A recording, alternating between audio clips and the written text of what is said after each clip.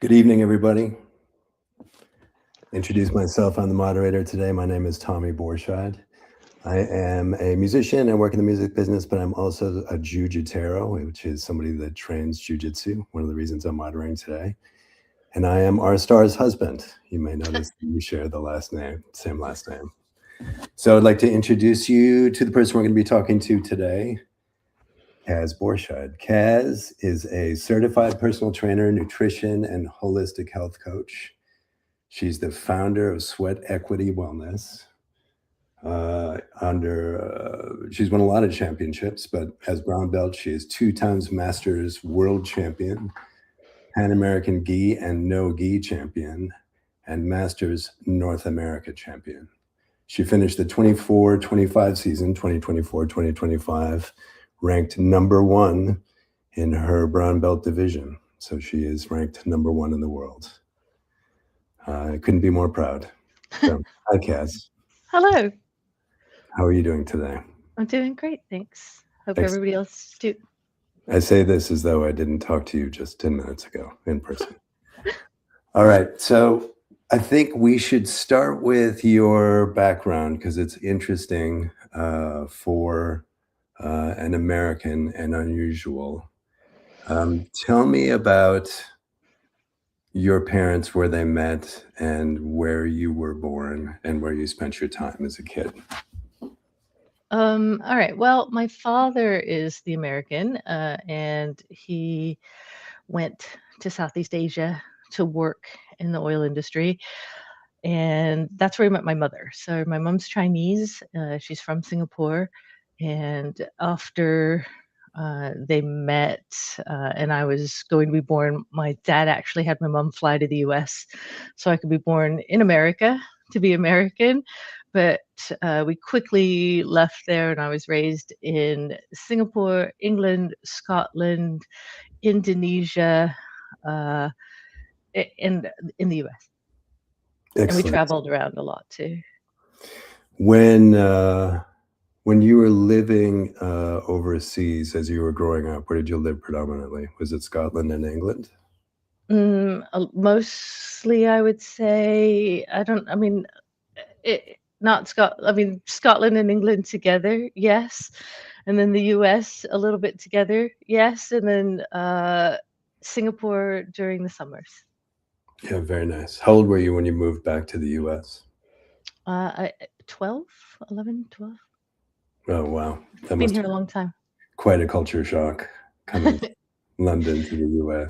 We went London to Oklahoma, and that was a really big shock and a twist because everything before Oklahoma had been big cities, and even Southeast Asia was cities, and then and freedom, and I could take public transportation, and then suddenly I was 12 and out in the countryside of Oklahoma.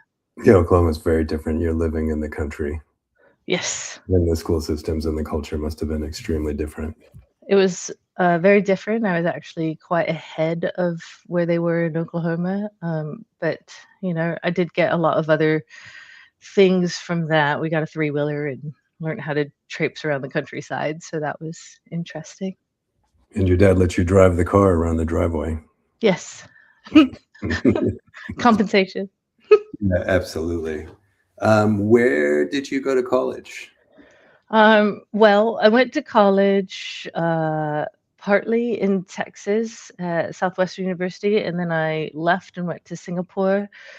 I wanted to get study outside of the United States, and so my family had me go to Singapore because that's where my whole family was. My mother's one of 9 children, so I've got lots of cousins and lots of aunties and uncles, and so I went to Singapore just to study for a year, and then came back, quit for a little bit, and then went to Texas A&M, which is my father's alma mater. Your father's and your brother's. Hmm. And what did you do after college, immediately after college? Um, what did I do? I actually was I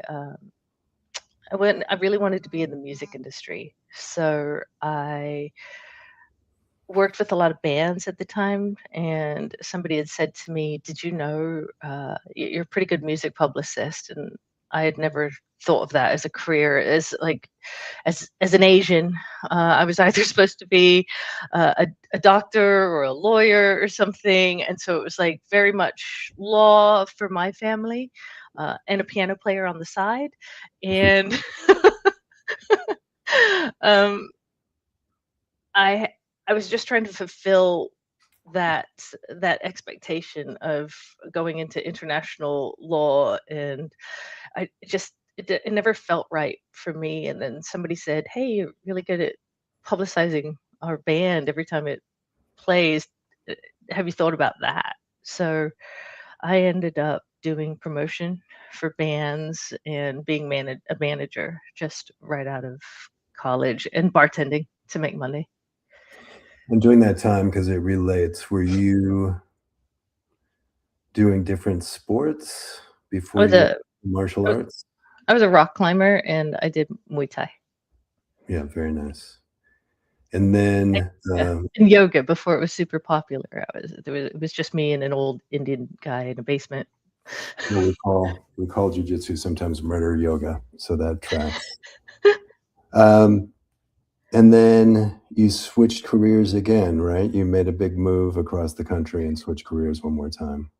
That was actually changing careers, but going into, instead of working for myself and trying to make that work, I actually went and did PR for a label, distributor for music distributor in Portland, Oregon. Yeah, it was called Allegro, right? Yes, it was called Allegra. And I say this because it's interesting, and we're getting some background here. You switched careers 2 more times and made another big move.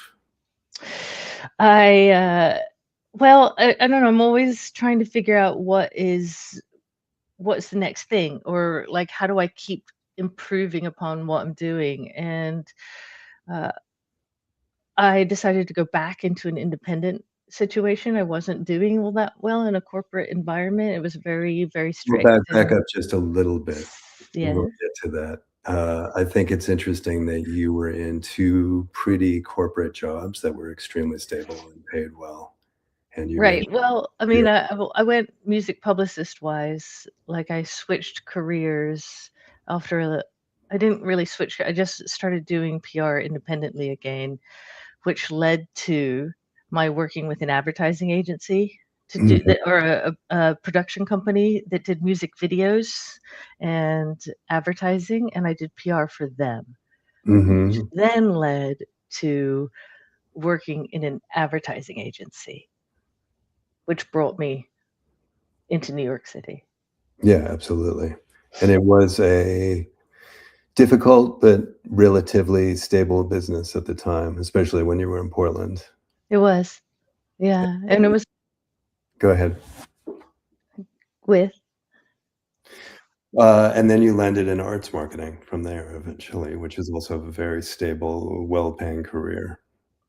I did. Well, it had, again, it's like life, you never know what life's gonna throw at you, and my stable advertising job became quite unstable, and the industry was changing a lot, and they offered me a job to change and work in pharmaceuticals and to advertise pharmaceuticals, and I could either accept moving into, advertising and marketing pharmaceuticals, or I could lose my job, and I chose to lose my job and, um, see what else was out there. And in, like, waiting tables, I met some people, someone who owned an arts marketing firm, and I joined him in his arts marketing firm, and it seemed much better to market the arts than to market pharmaceuticals.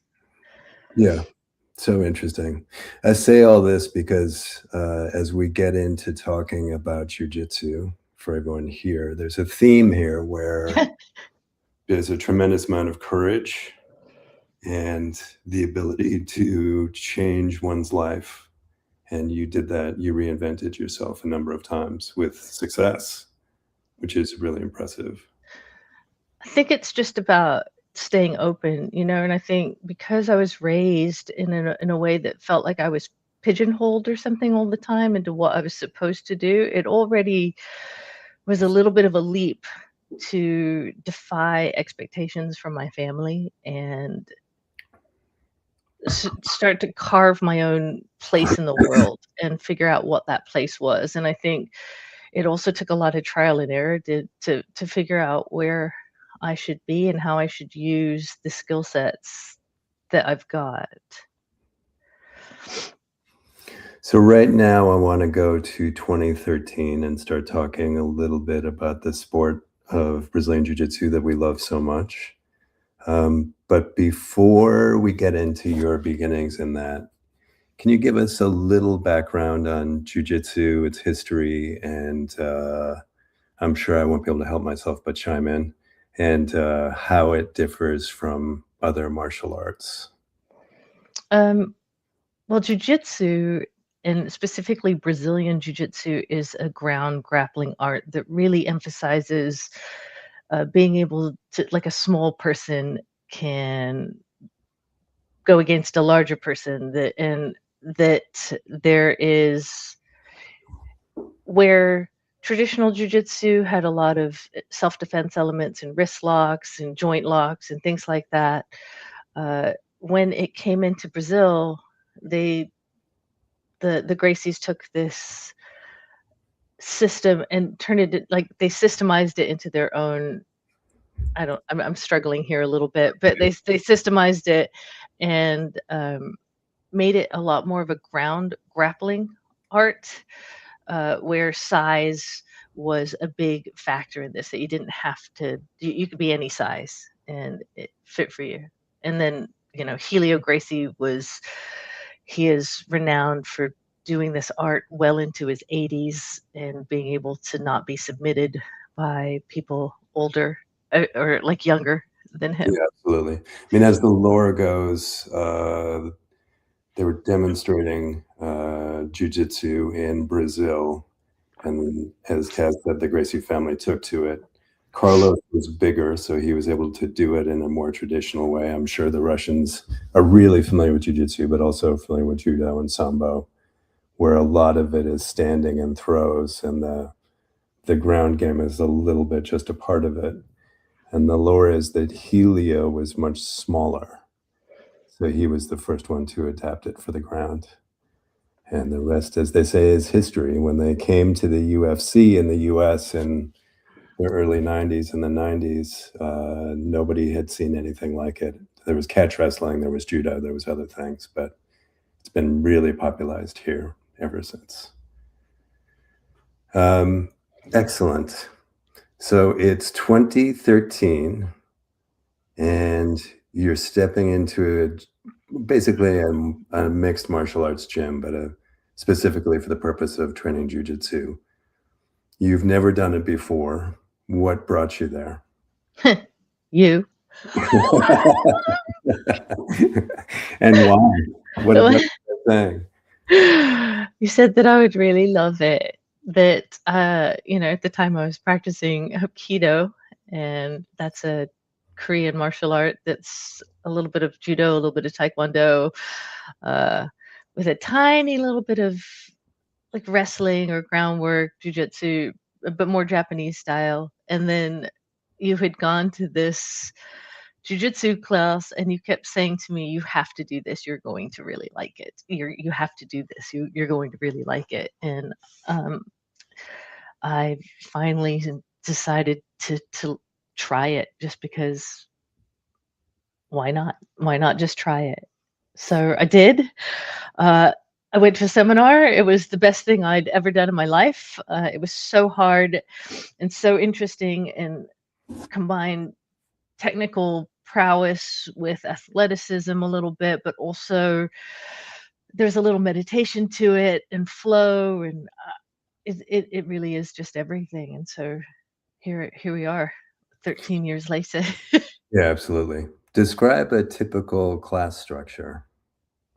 So a class will start with, a little bit of a warm up. It depends on what's happening that day, but like a warm up of some sort. Maybe it's mobility, maybe it's a little bit of cardio, and then we move into learning a technique of whatever we're working on for the week, for the day, for the month, whatever that is, whoever's leading the class. And then there's some positional sparring and then sparring. And it's great because it is one of the only arts where in a class, after having done boxing or Muay Thai and things like that, you have to really hold back if you're sparring. And Jiu-Jitsu, not really. You can really go, and it's mentally fulfilling and physically fulfilling. Yeah, for the 20 minutes that we're sparring, we're primarily wrestling. Yes. Straight on the feet and try to take somebody to the ground. And Yeah. then the ultimate is to try to manipulate a joint lock or something to tap them, which you're very good at in competition. You're vicious.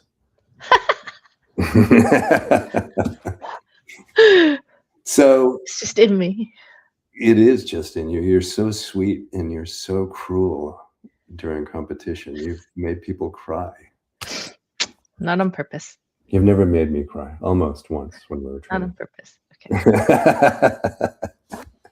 So here we are at this gym that has Muay Thai, or JKD, Jiu-Jitsu. Jiu-Jitsu is pretty limited. Big Muay Thai team. It's an interesting environment. Can you talk a little bit about Anderson's martial arts, where we first started training?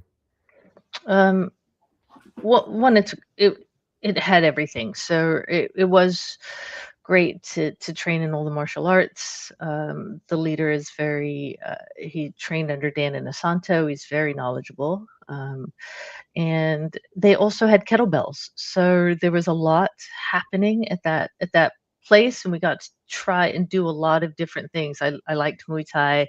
I liked the Jiu-Jitsu a lot. And I ended up getting sucked into the kettlebells, even though I didn't realize at the time. I mean, again, we're talking to a Russian audience who probably is very familiar with it, since that's where the kettlebells came from.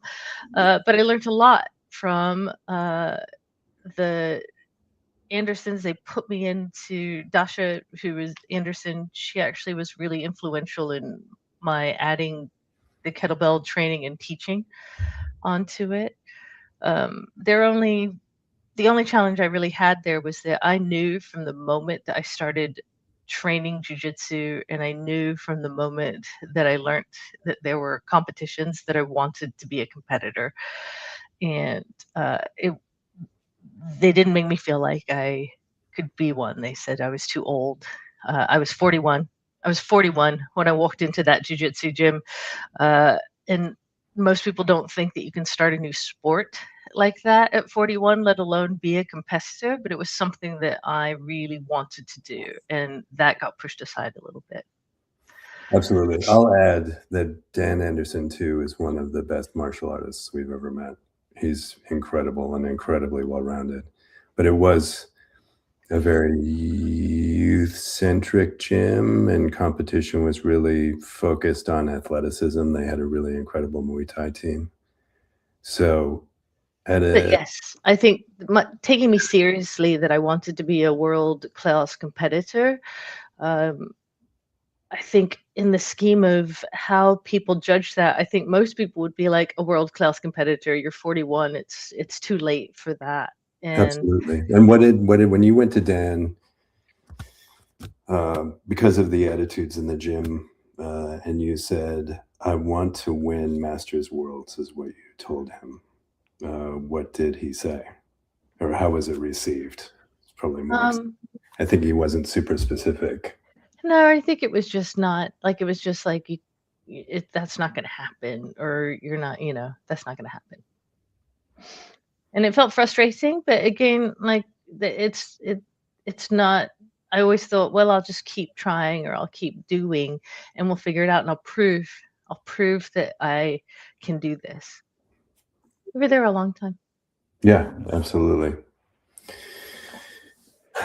You began to teach there kettlebells and jiu-jitsu. How did that happen? I think they were missing an instructor. And first, when they had me certifying these kettlebells, I had actually never done anything like that before. I never thought about sport, which I love. I mean, I played football, soccer in college. I was actually one of the first. I was the only female to play on the Singaporean team, but the University of Singapore team, I should say. So, I mean, I've always, like, sort of put myself into places that I didn't people told me I didn't belong. Like, I didn't belong as a football player in Singapore because at the time, females did not play the sport in Singapore, but I did. So, I did, and I put myself in there, and I was able to play. Um I think I lost my train of thought here, but Right, coming like teaching, oh, teaching. so coming in, I just never thought of myself as, like, a leader in that situation. I guess I would do the things, but for myself, and then when they put me as far as, like, certifying for kettlebell, I thought, "Why would I do that? I don't need to why would I do that?" When Or you say they certified suggested that I kettlebell, started to you mean becoming teach. a certified teacher in kettlebell? Yeah, and then becoming an instructor in front of a class, I thought that makes me so nervous. I am not good at putting myself in front of people, just like this makes me kind of nervous. But it was life changing because I realized that that's actually the place where I belong. So all these jobs that I had, all these places where I was looking for things to do, I always my career that I was in, I never felt like I belonged in it. I always felt like the outsider, like the person that I was in an environment that I wasn't supposed to be in. And then suddenly learning how to use the kettlebells and, like, leading a class, teaching a class, putting a class together, teaching a jujitsu class, suddenly it was like, I am where I'm supposed to be. And so even though I felt nervous, I also felt like I was in a place where the things that I know how to do, I can help other people with, and was that was eye-opening and life-changing. I'd never been in a situation where I felt like I know what I'm talking about right now, and I am actually really good at helping other people to also move or feel or be stronger or know that they can do something that they're not able to do. Like, I just suddenly found my voice and found my place, and that was in sport, which I never thought it could be, and I never thought that I could have sport be something that I did after I was already in my 40s. Like that, it seems like you're stuck. That I mean, was 20 when that did it was begin? 2015, 19? maybe, like 2015, 2016, So because we just would have for the been. pandemic, you decided to switch careers again. Yes. Well, it was what I was talking about, that I was feeling like I didn't belong in my job, and it was a place that made me so intensely unhappy that I'd go to work and I'd cry at work, and I don't I'm not much of a crier. Mhm. And Not a that environment made me so stressed that I I felt like I could barely go to work. And at the same time, what was happening in the jujitsu academy was that I was helping people. I was making people come away feeling good and feeling fulfilled and feeling like they accomplished something they weren't able to accomplish. And then at that same time, the things I was learning about, I was studying uh, for, like, personal trainers, studying how to do those things as well. Uh, After that, my dad had a stroke, and then dad had that stroke, and he was not able to walk. And then I was taking time to come to Texas to take care of my father, and I actually taught him how to walk. I taught him how to maintain a little sense of autonomy and some independence, and that was through physical movement. And that I thought, why am I not doing this? Why am I not doing something that is making helping other people feel better? helping Hmm. them understand that their bodies also can feel good no matter what state they're in. And um, I thought, well, that's it. I'm gonna change my career. I'm gonna do this. It's I'm gonna do this. And I started really studying. 2019, I put my notice in to my arts marketing job and said in March of 2020, I am I'm gonna quit. I gave them 6 months notice, and it gave me a 6-month lead time. Uh, and then 2020 happened, and the pandemic happened, and it it kind of threw those plans a little bit for a loop. But again, it was, how do I do this in an online capacity, uh, Hmm. not the way that I thought that I was going to do it, which is go work in a gym, Yeah. start all over that way. It was starting all over in a different way. So interesting and so well done. And obviously your career has ramped up from there, and we can get back to that. But I want to get back to your path to becoming champion, because I think those mindsets and those things are interesting. So post pandemic, we decided to move gyms from Anderson's martial arts to Unity Jiu Jitsu. Can you talk about that a little bit? Um, it was a place that I had thought about going. It was jujitsu focused. It was a tough decision because it was tough to leave what we were doing and leading. And again, it was starting a little bit over, but knowing that I wanted to take my jujitsu to the next level. We wanted to take our jujitsu to the next level. So we had friends at Unity. We visited a couple times, and we walked in there. And from the That's moment we walked in there, and I said to Junio Casio, uh, who who is a world champion and who is one of the best in the world, and I said to him, "I want to be world champion," and he said, "Okay, let's do it." And it was really, what a feeling. Like, what a feeling to have somebody just listen to what you had to say and not doubt you from the get go, but say, if you put the work in, just put the work in, show up every day. And then, you can't control the outcome. I can't control whether I would have made world champion or not. But what I could control was the fact that someone was believed in me. Like, it was just that moment of belief in me, and then the knowledge of what I had to do every day or every week to get to that thing. It's not, here's the outcome, but it's, here's the process, and fall in love with the process and get to that outcome. Doing the reps every day, going to the gym, getting getting beaten up all the time by all the champions that are at Unity, yeah, and a little. I think it's good to give knocking out the ego, getting out the a ego. little background on Unity's exclusively a jiu-jitsu gym, very unique in that it's welcoming to all people, hobbyists and competitors. However, there are more world champions. It's a world-renowned gym, and there are multiple world champions at that gym. And the environment, can you talk about the environment there? Just the people that we trained it with, and ego versus not ego, and what the first few months were like? It was a place that was very serious about jujitsu. Everybody's a little bit nerdy about it. They really study their techniques, and really, it's just about showing up. There is no ego. There's no, you have to look a certain way or wear a certain gi, or nothing has to match. It just has to be. You have to have a passion to show up, and that took a while to get. I mean, it's what I wanted, but it also took a while to get used to Yeah, I because recall everybody was so good.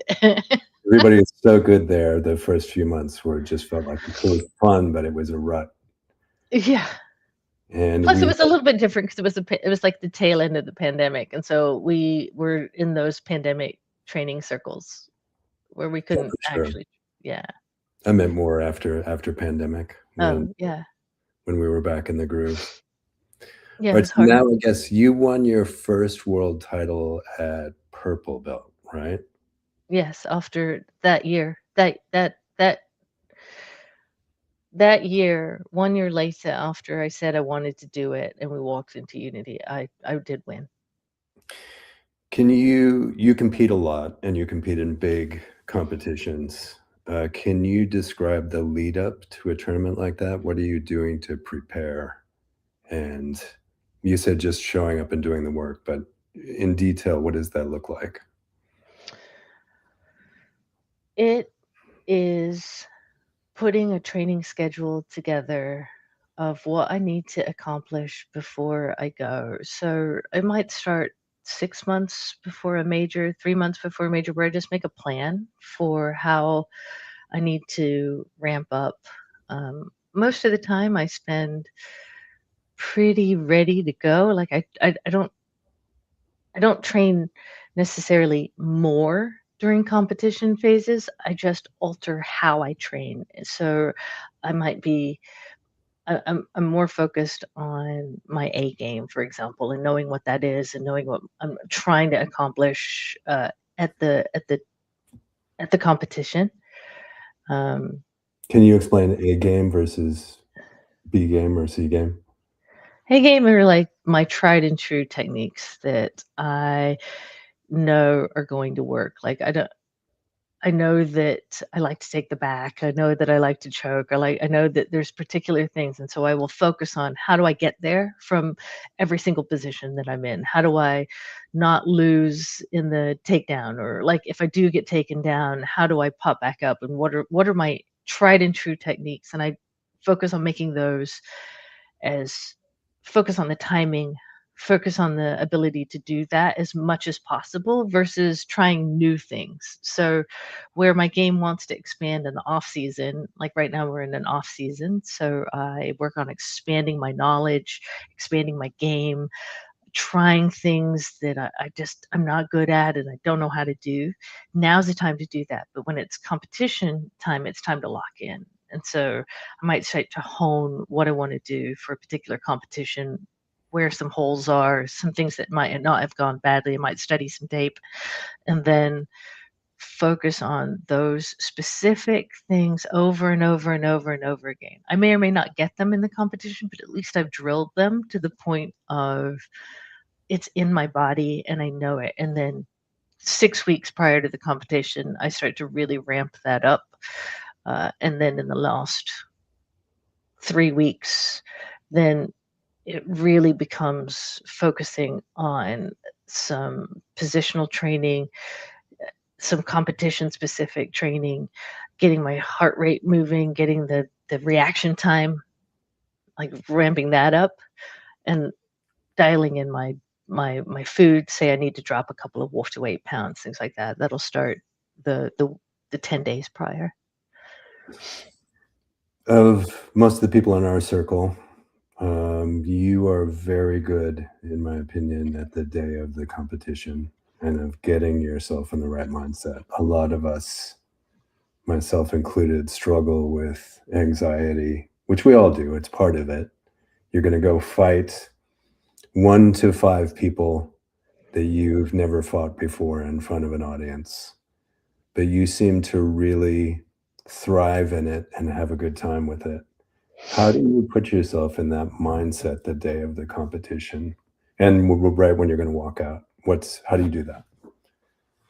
That's a really good question. I think what has helped me the most is not focusing on whether I'm going to win or not. Uh, I'm not focused on the outcome of the competition because I can't control the outcome of the competition. All I can do is focus on the moment to moment, the things that I feel, whether my mind is in the game, whether I'm just centered. So I actually, on the day of competition, focus less on, I don't even look at the person that I'm going to compete. I don't get locked into what the competitor is all about. I just focus on me and how I feel and where my mind is. Because if my mind is off of the mat or off of my body and out somewhere else, then I can't, my emotions get the best of me. So I have done a lot of work on, do a little meditation. I have a little ritual where I find a quiet spot to meditate and I do that for 10 minutes. Just again in the noise of the arena. I do have a little ADHD. I do have noise sensitivity, and I have to lock in and sort of tune everything out and focus not on what am I going to look like? What do other people think of me? What do they think? How do I, what's going to happen if I don't win? What if I don't, what if I don't win? So I think a lot of the time the anxiety comes from being concerned about the outcome, and the outcome is going to be the outcome. Maybe something I messed up something, or maybe something happens, but I can't control that. I can control moment to moment. Am I in the moment? I, Step one, show up at the venue, get used to the noise. Step two, find a quiet place to just sit and calm my mind down. Step three, start to warm my body up. So once my mind is a little warmed up, step three is warm my body up, get ready to go. Step four, put my gi on, or whatever and then five, just go weigh in and get ready to do it. And the whole time I listen to music. I put music on, usually something super calming. Postal Service or the Decemberists tend to be it. Can we watch one of the videos? We don't control the presentation, so if we could put one up while we talk, that would be great. I'd say Anna, maybe. Yeah, there you go. Yeah. So this is an arm bar. I'm trying to do the commentary. You've got good control. You are up 6 points already. Yep, I'm in black, and then there. There, you get the arm bar. Very nice. You, like I said earlier, are really pretty vicious when you really want the submission.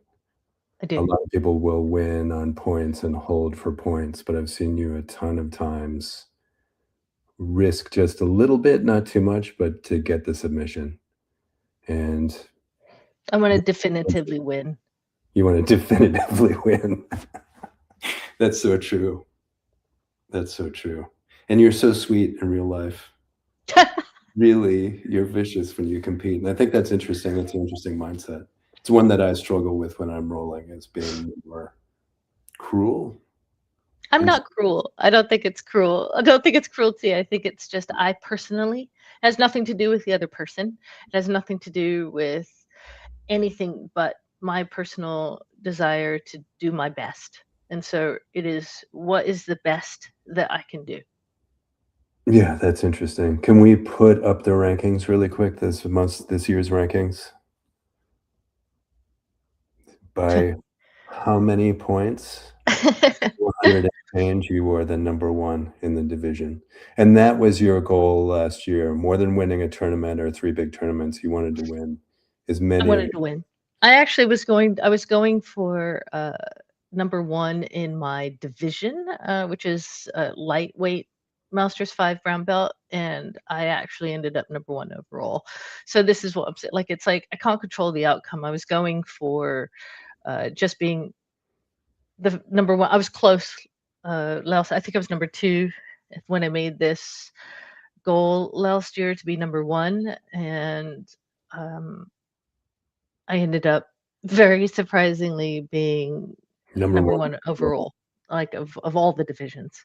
So it's like you just don't know. Like, it's like it's what I want, but also what were all the steps, and all the steps were prep for the competition, sign up for the right competitions, and go in and just do the best I could do. Well, it's interesting. We can stop presenting the ranking. It's interesting that what was a goal to win 1 or 2 tournaments became a goal to win several tournaments to achieve a different goal. I think that's commendable and super interesting. It's a bigger thing.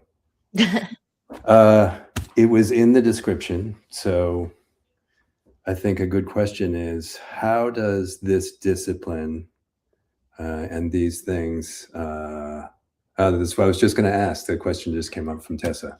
Um, From the how, audience. Yeah.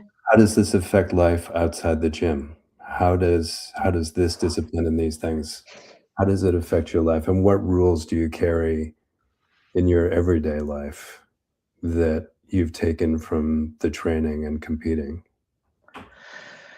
I think understanding that it's moment to moment, right? Each day is moment to moment, and I can have goals that I'm striving for outside of my life, but it's the day to day reps that make that goal actually happen, and where um, I can I can't control what happens late, like outside the gym. I can't control what somebody says or does, but I can control what I'm doing to try to get there. I think that I just babbled that out in like the most No, weird no. way. I Like think I understand what you're saying. What you're saying is, just like in the tournament, you can't control the outcome, but you can control the elements of it. And that's right. it's doing the work every day that that affects your life. Is that what I'm understanding? It is. Yeah, it is. Ooh, more. All right. Here's a great question. It's a traumatic sport, which is 100% true. Do you get injured often? Um, it depends. How about this? How many MRIs did you have this year? No, let's not scare people. I actually think that it it's a challenging sport. It is something that for me as an older and smaller female, it has been the most empowering thing I've ever done. So not only does it help me inside the gym where I've found this thing, it also helped me find this presence and this sense of empowerment and sense of like ability that no matter what comes at me, I can handle it. I can. So last year I did have a year where I got hurt. uh, I I do believe I overtrained a little bit and I ignored some of the signs where my body was saying to me, "Hey, you got to slow down just a little bit." It So I had a calf injury and I popped a rib last year, but again, that's me doing something where sometimes I will take on the 200-pound 20-year-old, and like sometimes because I try to do that, I have had a little bit of an injury, but I've also had years where I didn't get hurt at all. So it it it it really depends on how mindful you're being about yourself in the gym, whether you might be going too hard or you might be doing something that is you're not listening to yourself. Like I think I will say I think we have this mentality sometimes, especially in America, of like go hard, just go hard, and don't rest, and like there's no days off, and that is a recipe for injury. I think it's not about no days off. And as I'm now 53 years old, I'm about to be 54 years old. Um, Learning that I do need the recovery, and the recovery is just as important as the hard training, and the balance is what keeps us healthy. Absolutely. Well said. I think you give what you get in the gym too, and I know lots of people that don't get injured. But you have to be careful. I'm going to read this question from the audience exactly as it is because I think it's important to answer it this way. How many times a week do you need to train? Um, you need to train, it depends on your goals and who you are. So you need to train, I think, in whatever makes you feel the happiest and the best. So I think, again, when we talk about training, there's sometimes people who have said, you got to train 6 days a week or you're not training enough. And personally, I will say again, I'm 53 years old. What works for me at 53 is not what worked for me at 35. And that's something that I've had to learn, that I can't train like a 35. I can train and I can compete against 35-year-olds, and I can do well against them, but my training and what I need to do is personalized to me, to my age, to my fitness, to my, like, where I am, and that can change. So um what you need to do is what makes you happy, and also whether you're training enough. Like, say you sign up for a competition, you probably need to train more than like a couple of hours. You probably need to get in the right number of reps. Well, let's be a But little if more you specific then. Yeah. For you personally, in the off season right now, how many days a week do you train? And when you're prepping for a competition, what do you think the minimum commitment is of days per week? And keep in mind, each class is, say, an hour Yeah. and a half. Yeah, I and I mean, I train right now in the off season because I like it and it makes me happy. So, do I d I train 4 to 5 days a week. Some of those days are um, 2 hours. Some of those days are like 1 hour with 30 minutes of hard sparring. In the lead up to a competition, I probably don't train more than 5 days. I make sure that I'm also strength training and I'm doing mobility work, so that takes up time. And I make sure that my reps in the gym and the hours that like the time that I spend in the gym is quality, versus it's not necessarily about quantity, it's about quality. I do think you need to make sure that you are giving yourself enough training time to spar and be in the positions that you need to be in, and then listen to whether your body is breaking down. Nice. What advice would you give someone who's afraid to try something new? I would ask yourself, what is making you feel afraid to do that? Like, where is the fear coming from?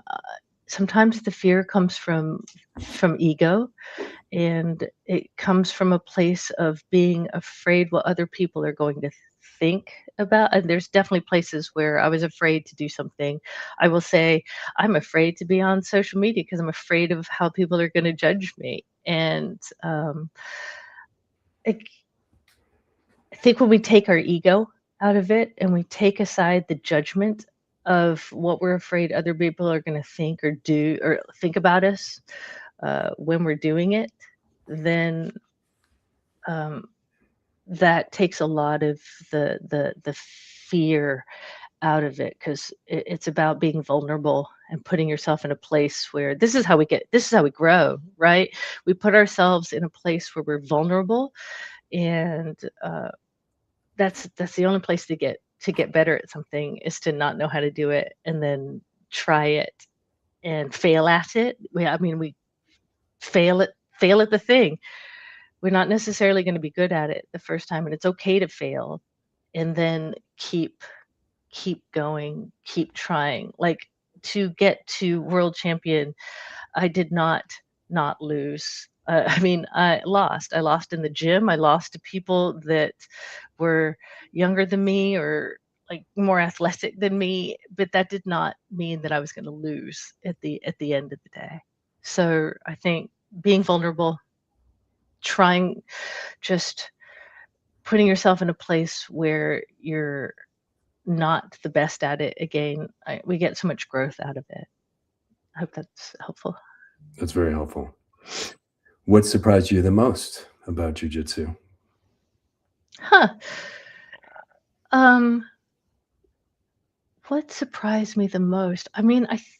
It might not even be the most athletic thing. I think what surprised me the most was all the different people that train jujitsu, and it is that I'm now getting to be friends with people I wouldn't necessarily meet in my everyday life.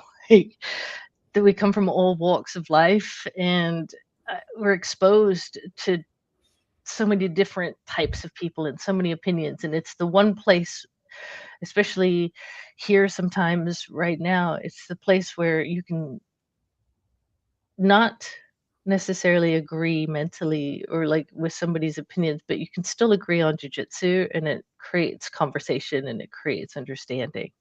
And I think that place of understanding with one another and different types of people has been a surprising benefit of jujitsu. Agreed. What kept you coming back and or keeps you coming back when things are difficult? That's a good question. Uh, Stubborn. You can attest um, to that. it's difficult all the time, and I think that's one of the really addictive things about jujitsu is that it's always difficult. You're not in a place where it ever feels like, oh, I totally have this. I'm amazing. I don't, or maybe that's just me. That's just I never think that. I'm always optimizing or striving for how I can be better.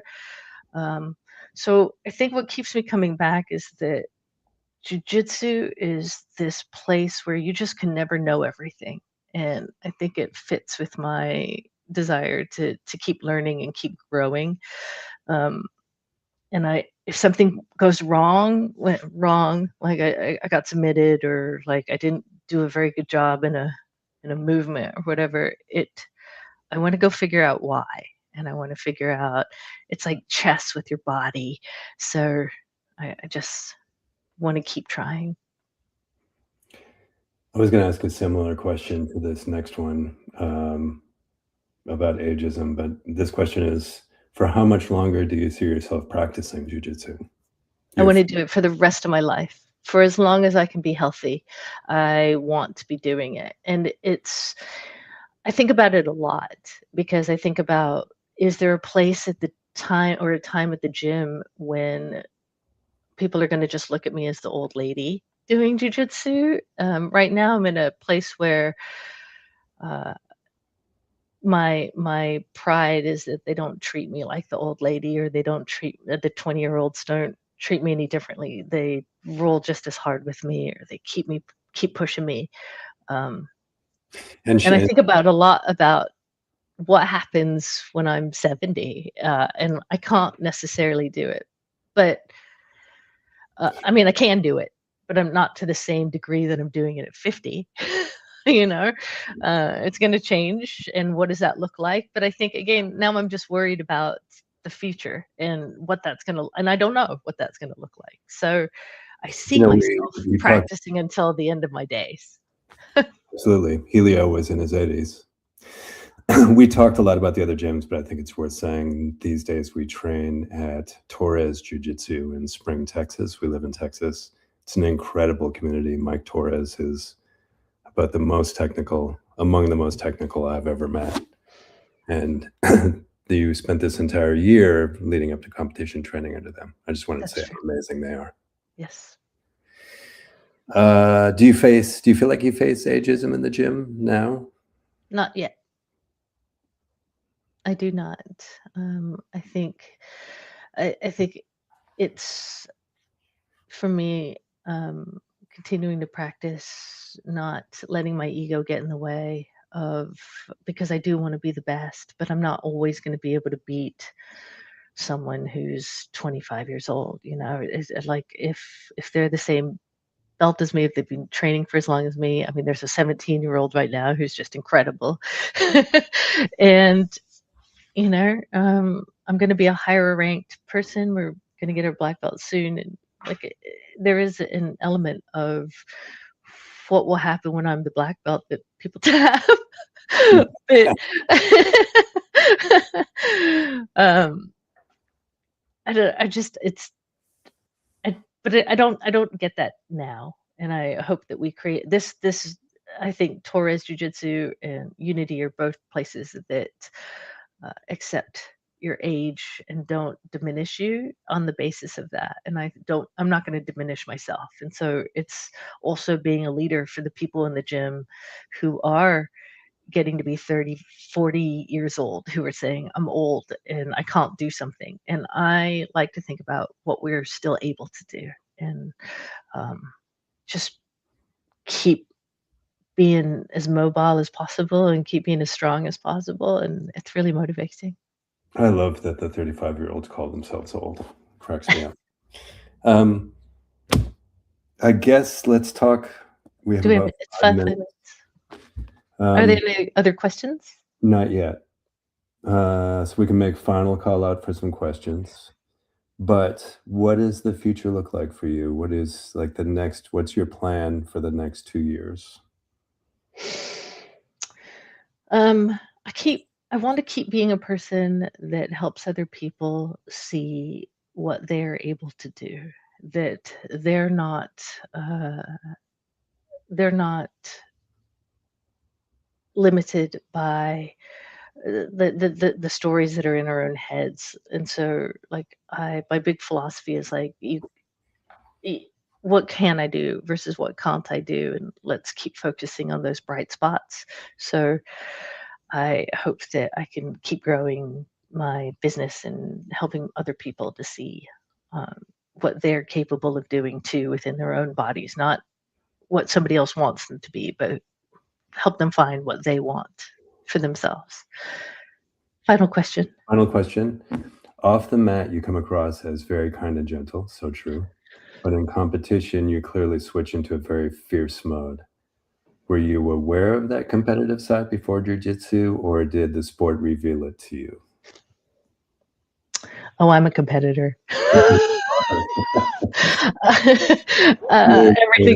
Everything is I don't know what it is. I don't know if it's being Asian and being brought up to be the best, or like my brother and I always joke that we come from this environment of like it's 1,000 years of disappointment, and so I'm always striving to be as good as I can for whatever that is.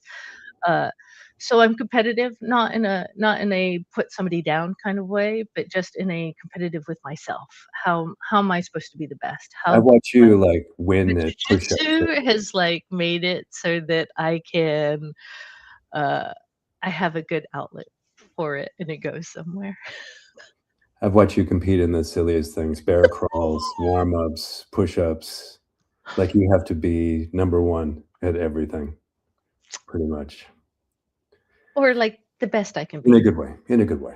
Yeah. I wanna This isn't your husband criticizing you.